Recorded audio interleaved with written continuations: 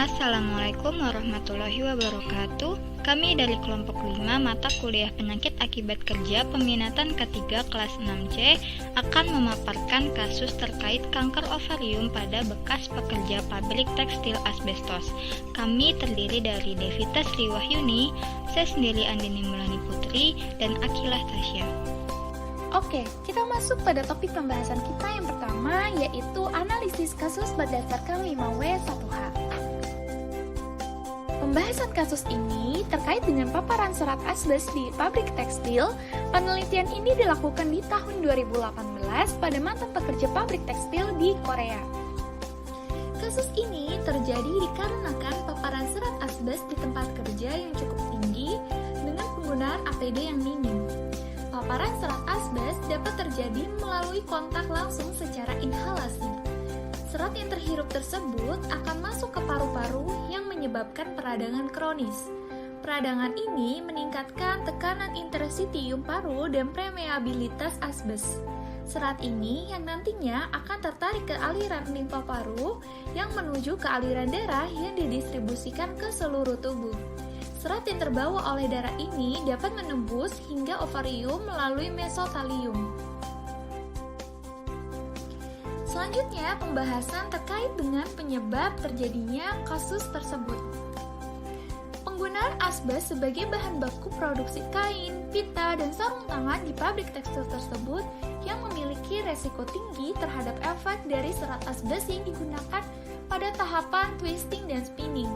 Frekuensi lama bekerja dan konsentrasi yang tinggi dapat berpengaruh terhadap penyerapan serat asbes tersebut pada pekerja.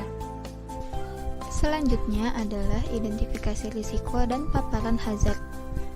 Untuk faktor risiko yang ada dalam kasus tersebut adalah yang pertama, durasi dan frekuensi pajanan terhadap pekerja. Yang kedua, lingkungan pekerja di luar tempat kerja. Yang ketiga, jenis dan serat asbes. Yang keempat, tingkat pajanan yang tinggi pada pekerja. Yang kelima, kontak langsung dengan pajanan.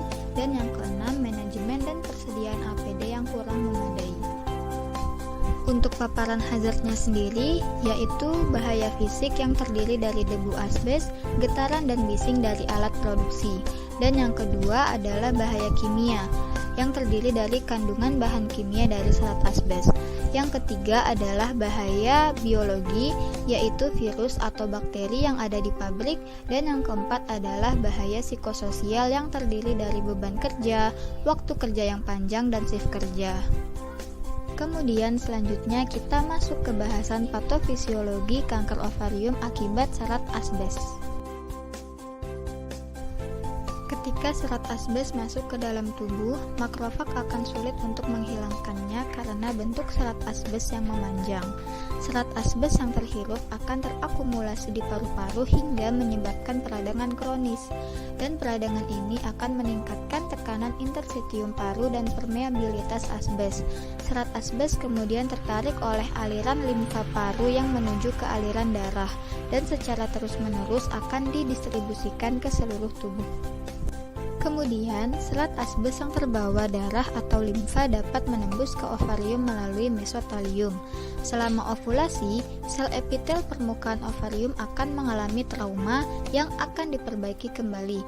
Kejadian trauma pada sel epitel berulang kali akhirnya menyebabkan kerusakan sel DNA. Sel epitel yang mengalami kerusakan DNA sangat rentan terhadap perubahan yang bisa menyebabkan invaginasi ke stroma kortikal yang akhirnya menjadi kista inklusi kortikal. Sedangkan di dalam ovarium, sel epitel yang telah trauma terkena hormon ovarium yang merangsang proliferasi sel dan akhirnya menjadi sel-sel kanker. Pembahasan selanjutnya yaitu konsep pencegahan. Pencegahan yang pertama ada engineering control, yaitu dengan membuat mesin lebih tertutup, memasang filtrasi debu, dan membuat ventilasi pembuangan lokal. Selanjutnya ada administrative control, yaitu dengan mengatur shift atau jam kerja dan istirahat yang baik. Yang terakhir ada personal protective equipment atau PPE, yaitu dengan penggunaan respirator.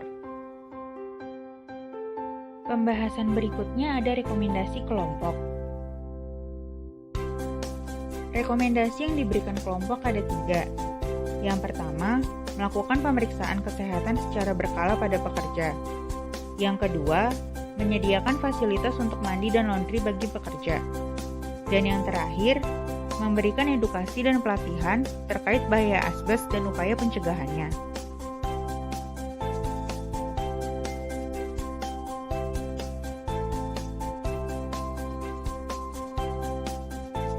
Sekian video pembelajaran dari kelompok, kurang lebihnya mohon maaf. Terima kasih.